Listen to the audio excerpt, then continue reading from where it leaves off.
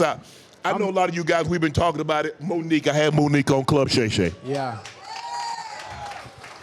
And when I reached out to her, I reached out directly to her, and I DM'd her. I said, I would love to have that. I'd love to have you on Club Shay Shay. Like, when I invite guests on, I normally know a little bit about them, but I don't know their entire story. What I try to do is that when they come sit on my couch, I'm gonna ask them a question. I don't lead them. I don't like, oh yeah, I agree with you, and I don't know.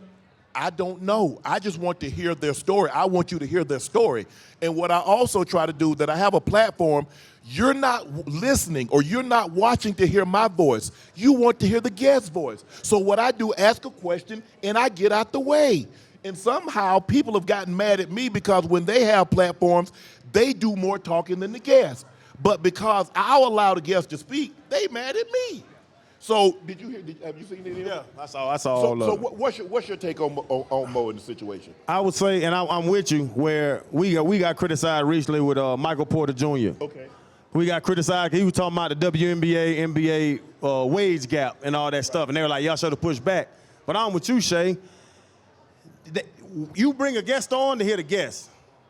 Unlike I'm up here and y'all niggas keep talking, but you come up here, I'm playing. But no, you come on to see the guests, so you want to hear what their stories, you want to hear what they want to talk about. And you don't need to always argue. Right. And it's why the platform, our platform on the Pivot, y'all go, subscribe and like, all the stuff you got to tell them. On the Pivot, it's like,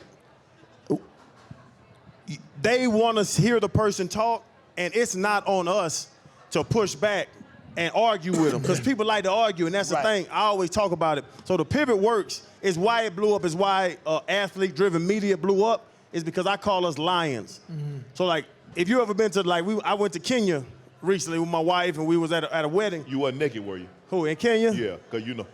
I like to walk around naked. Oh Lord. Man, with all them bugs and insects, something going your wee-wee. Show me what you're working with.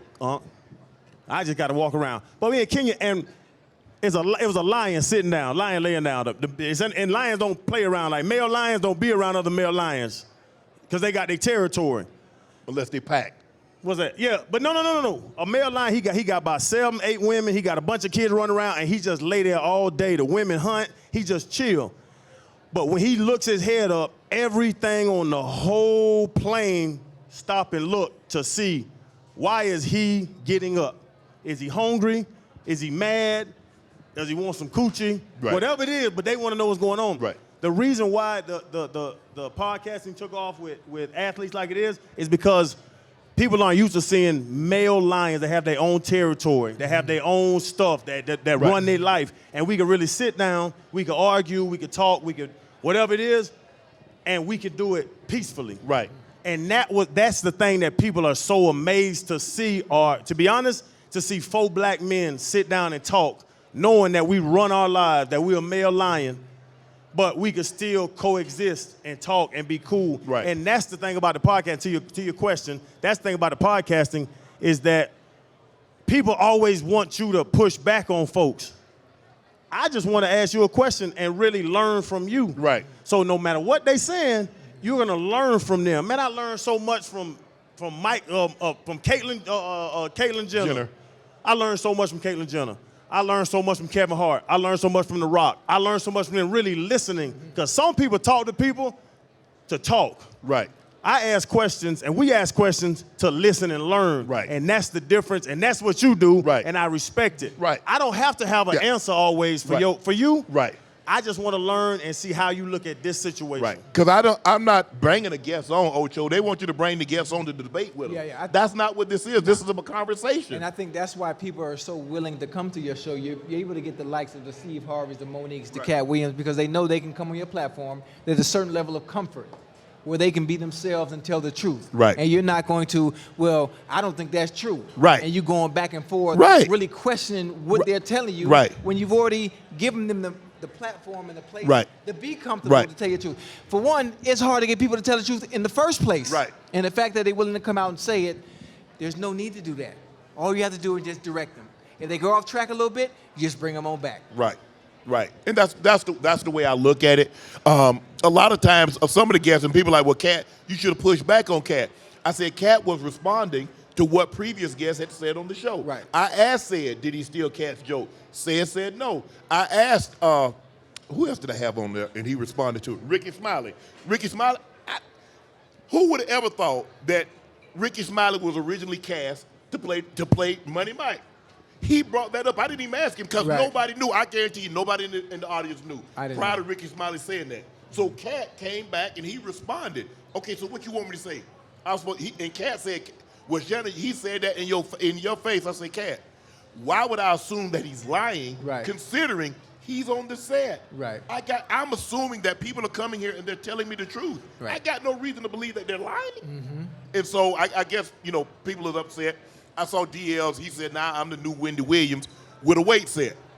I'm like, bro, why are you mad at me?